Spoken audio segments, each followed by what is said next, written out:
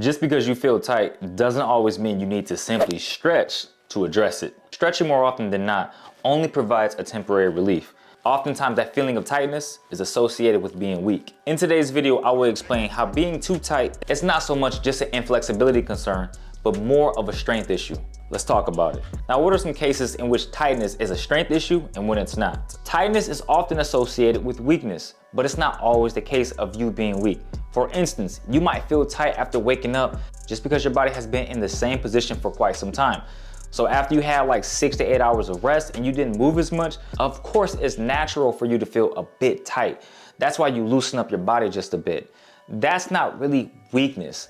What's more weakness is when you actively struggle to move your body through different ranges of motion. Most people aren't just gonna jump into a middle or a front split without properly warming up. Your body's gonna feel a bit tight, and that's why we loosen it up just so we can prepare to enter in that position. So this isn't really so much of a strength issue. This is just more or less your body has to get warmed up. The other form of tightness, where you feel like you can't move actively through a range of motion, that's more associated with weakness. It's usually because it's weak and it's trying to protect itself or stabilize a joint. Common issues that cause this to arise stems from overuse, poor posture, underlying conditions, requiring strengthening and not just stretching to help resolve this root cause of instability and joint pain. See, stretching only provides a temporary relief. For example, when I had my lower back issue from sitting a lot doing my YouTube videos, most of the time I simply would just stretch my hip flexors, my glutes, lower back, and it would provide a temporary relief. But later on that day, I felt that tension. The next morning, I felt that tension, and I would simply repeat this process. It wasn't until I discovered it's not so much of a flexibility issue, but more of a strength issue. I didn't really build strength in those areas that were weak, and I just attribute this pain from sitting a lot, age, when in reality, I was weak. You have to address these issues through progressive exercise that's gonna build long-term strength, resilience, improving both muscle and joint function, as well as stability. Another example would be hypermobile people. Some people genetically are just super mobile. You may think having this hypermobility will serve as an advantage, but that's not always the case.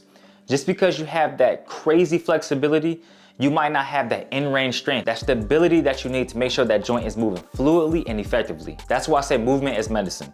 If you're not moving your body on a regular basis, your body's gonna become tighter and weaker in the process. The muscles and the surrounding connective tissue is simply gonna atrophy. A good example that I've seen in multiple people is when I have people do the steering wheel side kick, which is what I call a martial arts mobility exercise. Too many times people get stuck in this motion from not only just internally rotating the leg, chambering that side kick to their chest, but as they kick that leg out to the side, their leg isn't fully extended. They don't have that in-range strength to really hold that position for like 1 or 2 seconds, keep their torso from shifting from the opposite side as much, and then bringing it back in a controlled manner. Now, if you feel really tight trying to perform this exercise, that's your body communicating to you that you're very tight and you're weak. So build up strength in your hips, your glutes, low back, obliques. To properly alleviate this weakness, you have to build strength. For years, I was on a bandwagon about lower back pain was simply due to the fact that you were deadlifting. Once I started to understand the relationship between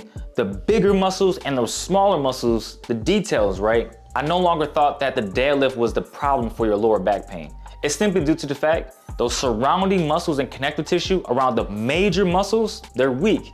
So if you go in there, do a heavy deadlift without really training those smaller muscles on a regular basis, and you go crazy heavy, don't be surprised if your lower back gives out. And don't blame the deadlift for that. It's simply the way you were training. Doing deadlifts is a phenomenal exercise to build overall strength. But if you're not strengthening those smaller muscles surrounding the bigger muscles and the connective tissue in the process, then you can't be surprised if you get hurt. That's why we have to work our spine through these different ranges of motion, not just through flexion and extension, but lateral flexion. There's a quote that I came across a while ago that talked about a healthy spine is a good indicator of overall health. And that told me right there that I have to move my spine through these multiple different ranges of motion. Now, how should you address this feeling of tightness? You have to train to improve these ranges of motion. So you can go through your regular exercise routine throughout the week whether that be like a push-pull leg routine, or you may have more of a bodybuilding approach, like chest, shoulders, triceps, back, legs. You want to spend some time training those smaller muscles, so focusing a bit on mobility exercises. An example would be working on hip internal rotation. A lot of people don't have great, let alone average mobility in hip internal rotation. So say for instance for your leg day, typically people do squats with the barbell, then some like machine leg exercises, maybe some split squats, but they hardly focus on the smaller muscles. So I advise you guys to do more of those smaller muscle exercises. So seated hip internal rotation, external rotation using a band, working on your adductors.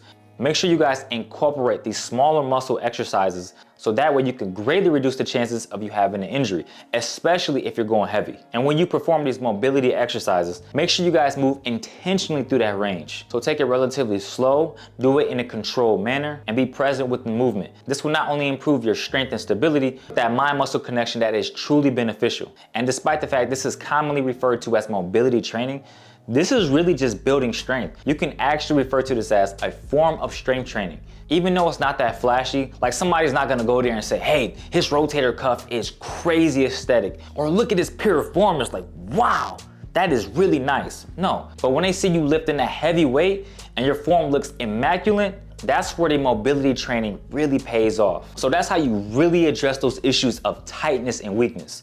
Now, how should you approach this in the long haul? Simple. Do this on a regular basis. This is something that I wish I would have incorporated when I was in my teenage years or my 20s. Now it's something that I actively do and pursue on a regular basis in my 30s.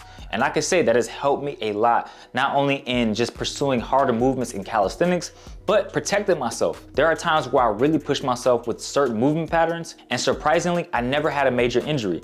I had little bumps and tweaks along the road, but nothing that just took me out of the game. That's why you should make this a regular part of your training journey, especially as we grow older. It's natural for us as we age for us to lose that elasticity within our connective tissue.